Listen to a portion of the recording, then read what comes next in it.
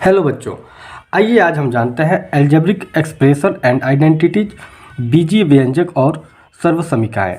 इसमें सबसे पहले हम आज सीखेंगे वेरिएबल, चर पद क्या होते हैं, चर क्या होते हैं। तो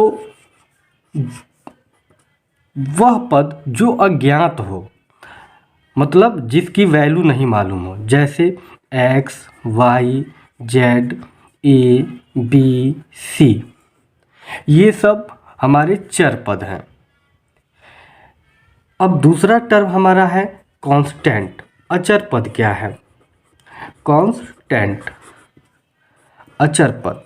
अचर किसे कहते हैं? तो ध्यान देंगे, जिस पद का मान हमें मालूम है, जिस टर्म का मान हमें मालूम है, जैसे 1, 2, 3, 4 ऐसे आगे जितनी भी संख्याएं हैं वो हमारे कांस्टेंट होते हैं।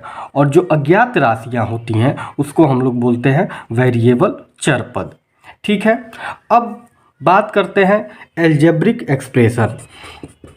एल्जेब्रिक एक्सप्रेशन ये क्या होता है? एल्जेब्रिक एक्सप्रेशन क्या होता है? बीजीय व्यंजक, जिसको हिंदी में बोलते हैं बीजीय व्यंजक।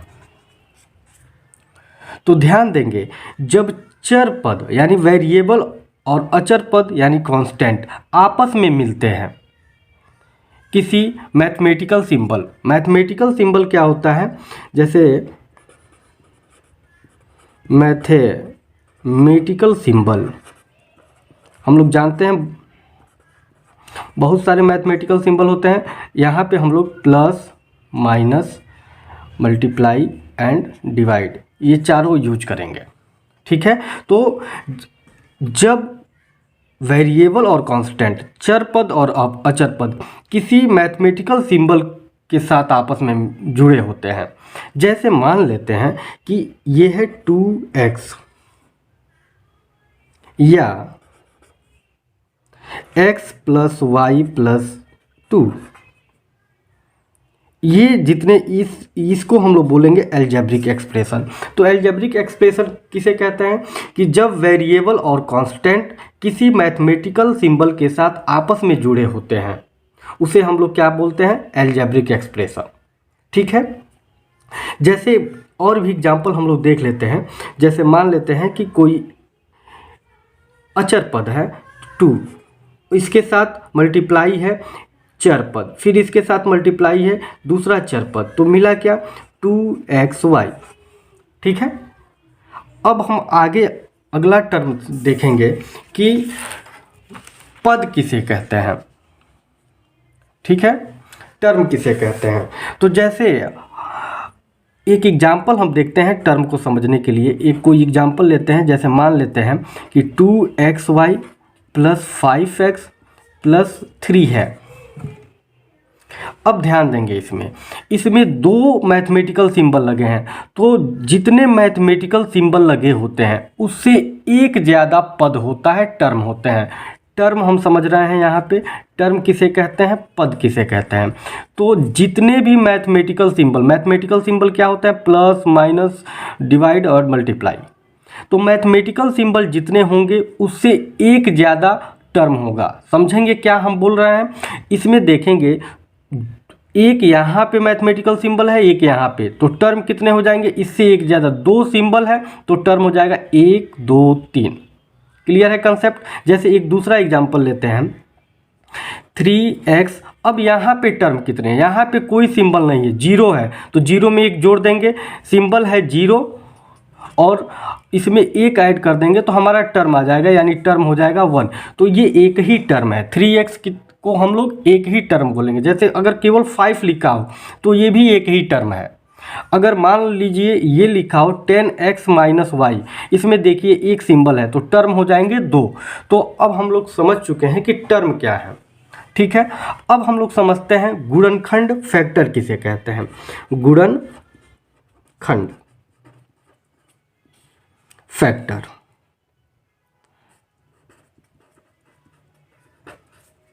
जैसे कोई भी टर्म है, जैसे मान लीजिए ये टर्म है, ये टर्म किन दो चीज़ों से मिलके बना है? तो 3 से और x से। तो इस टर्म के दो फैक्टर हो गए, एक हो गया 3, एक हो गया x।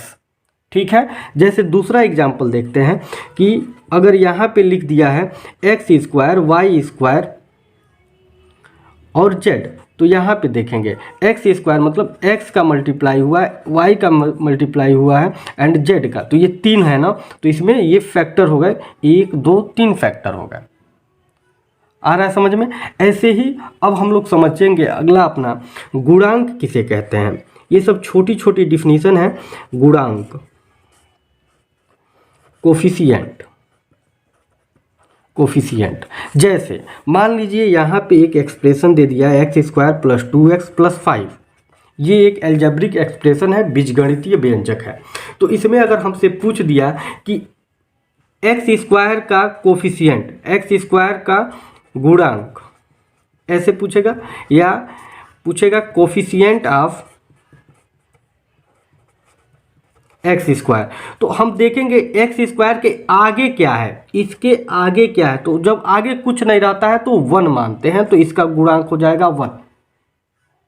दूसरा x का कोफिशिएंट कितना हो जाएगा, x का कोफिशिएंट कितना हो जाएगा, तो x के आगे कितना है 2, और 5 का कोफिशिएंट, अगर 5 के आगे पीछे कोई नहीं है तो इसका कोफिशिएंट 5 ही हो जाएगा।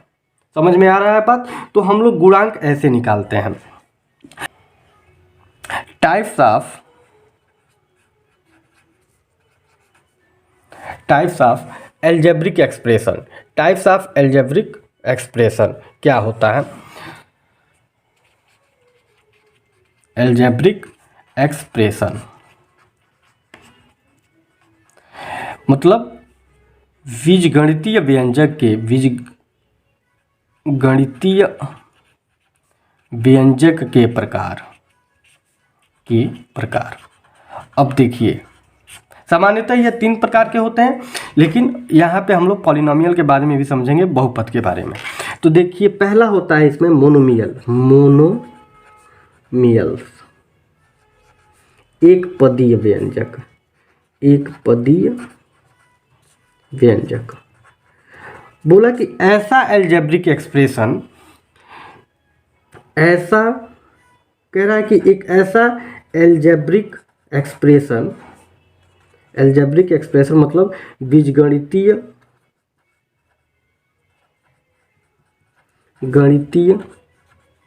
व्यंजक जिसमें पदों की संख्या टर्म कितने हो, 1 हो।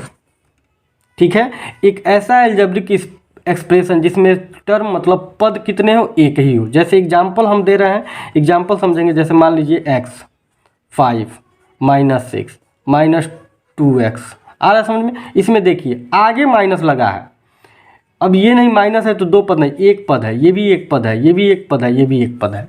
ठीक है, दूसरा है हमारा बाइनोमियल, इसको बोलते हैं द्विपदीय व्यंजक, द्विपदीय व्यंजक मतलब जिसमें 2 टर्म हो, जिसमें एक ऐसा एक्सप्रेशन जिसमें 2 टर्म हो। जैसे मान लीजिए x + y, इसमें 2 टर्म है, 3x + 5, इसमें भी 2 टर्म है, -3x - 7, इसमें भी 2 टर्म है। तो समझ में आ रहा है? तीसरा होता है ट्राइनोमियल,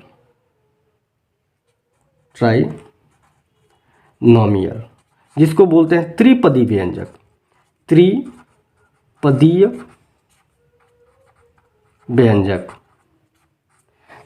व्यंजक मतलब जिसमें 3 पद हों, जैसे x + y + z। दूसरा एग्जाम्पल 3x + 4y + 5z, या AB + BC + CA। तो इसमें 3 पद है। देखिए 1 पद, 2 पद, 3 पद, 1 पद, 2 पद, 3 पद, 1 पद, 2 पद, 3 पद। आ रहा है समझ में? अब इसके अलावा जितने पद होते हैं, जैसे मान लीजिए कि 2 से अधिक हो, 3 से अधिक हो, तो उस टाइप के व्यंजक को हम लोग बोलते हैं पॉलिनोमियल। चौथा हमारा हो जाएगा पॉलिनोमियल। पॉलिनोमियल मतलब बहुपद इसको बोलते हैं। जैसे कोई बोल दे कि x + y + z + a + b, अब इसमें देखिए 3 से ज़्यादा पद है ना, तो इसको हम लोग बोल देंगे पॉलिनोमियल। 3 से ज़्यादा पद होगा तो उसको हम लोग बोलेंगे पॉलिनोमियल, बहुपद। क्लियर है? आइए आगे हम देखते हैं like term and unlike term. Like term मतलब इसको हिंदी में बोलते हैं समान पद और असमान पद। समान पद और असमान पद, ठीक है। अब ध्यान देंगे हम ये लाइक टर्म और अनलाइक टर्म। लाइक टर्म मतलब एक जैसे, अनलाइक मतलब अलग अलग, ठीक है। तो लाइक टर्म जैसे हम पहचान लेंगे तो अनलाइक आसान हो जाएगा। तो जैसे मान लीजिए अगर कोई पूछे कि एक एग्जाम्पल जैसे हम दे दिए 3x minus 5y 6x 9y 7x minus 8y, बोला कि इसमें लाइक टर्म को एक जगह करिए। तो लाइक टर्म कौन कौन है? तो ये और ये। देखिए x x x आगे क्या है उससे मतलब नहीं है, इसका जो वेरिएबल है वो मिलना चाहिए, वेरिएबल सम सेम होना चाहिए। देखिए जैसे x है x है x है, तो हो जाएगा लाइक टर्म में यहाँ पे कैसे लिखेंगे 3x 6x 7x। Unlike sorry, और दूसरा इसी में लाइक टर्म क्या है? दूसरा लाइक मतलब समान पद क्या है? समान पद क्या है? तो minus 5y 9y minus 8y, ठीक है, समझ में आ रहा है। अब देखते हैं अनलाइक टर्म, असमान पद। अनलाइक टर्म, असमान पद। असमान पद जैसे मान लीजिए एक एक्सप्रेशन दे दिया 3x² प्लस कमा 3xy² कमा 4xy। ये देखिए कोई ये टर्म ये अलग है, ये अलग है, ये अलग है, तो इसको बोलेंगे अनलाइक टर्म, ठीक है। इसमें ये देखिए x² y है, यहाँ xy² है, यहाँ xy है, ये सब अनलाइक है। आ रहा है समझ में? अब एक बात थोड़ा विशेष थोड़ा हम लोग ध्यान देंगे कि जैसे मान लीजिए कहीं अगर ऐसे लिखा है 4xy और 4yx, ये दोनों सेम है, क्योंकि देखिए यहाँ 4xy हो चाहे 4yx हो, दोनों बात बराबर है। जैसे मान लीजिए xy हो या yx हो, ये दोनों का मतलब सेम ही है। अगर कोई पूछे आपसे कि 3 इंटू 4 क्या होता है तो आप बोलेंगे 12, या 4 इंटू 3 क्या होता है तो भी आप बोलेंगे 12। आ रहा है समझ में? तो ये दोनों टर्म समान है। होमवर्क में हमने दिया है कि identify the terms coefficient of each of the following expression. प्रत्येक बीजी व्यंजक में पद और पदों का गुणांक लिखिए। जैसे पहला दे दिया है ये 6xy² माइनस 7x, ऐसे ही ये सब एग्जाम्पल दिए गए हैं। तो हम एक करके आप लोगों को बता दे रहे हैं कि कैसे करेंगे। जैसे मान लीजिए पहले में दिया है पहले हम लोग यहाँ पे ऐसे 3 ब्लॉक बना लेंगे, ध्यान देंगे ऐसे 3 ब्लॉक, इसमें लिख देंगे अलजेब्रिक एक्सप्रेशन, इसको हिंदी में लिख देंगे बीजगणितीय व्यंजक, ठीक है। दूसरे में हम लोग लिखेंगे, ध्यान देंगे दूसरे में पूछा है टर्म, तो टर्म कितने हैं तो यहाँ टर्म लिख देंगे कितने टर्म्स हैं, और यहाँ लिख देंगे कोफिशिएंट। अब ध्यान देंगे करेंगे कैसे। जैसे मान लीजिए पहला क्वेश्चन है 6xy² माइनस 7x, इसमें देखिए कितने टर्म होंगे तो 2 टर्म होंगे, एक टर्म ये होगा एक टर्म ये होगा। तो लिखेंगे कैसे यहाँ पे टर्म को, ध्यान देंगे टर्म ऐसे लिखेंगे 6xy², एक टर्म ये है और ये माइनस के साथ आएगा, यहाँ प्लस, इसके आगे प्लस है लेकिन प्लस लिखते नहीं है, लेकिन माइनस होगा तो जरूर लिखेंगे, तो ये हो जाएगा माइनस 7x। अब बोला कि कोफिशिएंट, तो कोफिशिएंट हमेशा ये ध्यान देंगे वेरिएबल वाले के आगे जो होता है उसी को कोफिशिएंट, तो इसका कोफिशिएंट क्या हो जाएगा 6 और इसका कोफिशिएंट क्या हो जाएगा -7, ठीक है। इसी तरह हम लोग इस क्वेश्चन को करेंगे। जैसे एक और हम इसमें करके दिखा देते हैं दूसरा वाला, तो दूसरा हमारा है जैसे 1 + x + x², 1 plus x square. तो इसको हम लोग कैसे करेंगे, इसमें 3 पद हैं, देखिए 1 2 3, 1x स्क्वायर। तो यहाँ पे इसका कोफिशिएंट 1 ही होगा, x के आगे 1 है तो 1 ही होगा, एक्स स्क्वायर के आगे 1 होगा तो 1 ही होगा। ठीक है, तो इस तरह हम लोग इसका सोल्यूशन करेंगे। समझ में आ रहा है। अब हम लोग देखते हैं दूसरा क्वेश्चन। दूसरा क्वेश्चन क्या है, तो दूसरा क्वेश्चन बोल रहा है कि classify monomials, binomials, trinomials and polynomials. एक पदीय, द्विपदीय, त्रिपदीय और बहुपद व्यंजक छांटती है। तो इसमें जैसे देखिए, इसमें कितने पद हैं, 1 2 3, तो यहाँ लिख देंगे 3 पद, 3 टर्म। यहाँ 2 है। इसी तरह ये सब क्वेश्चन आप लोग कर लेंगे और बाकी के होमवर्क हम कल और आगे के जो भी कंसेप्ट हैं कल पढ़ाए जाएंगे। Thank you.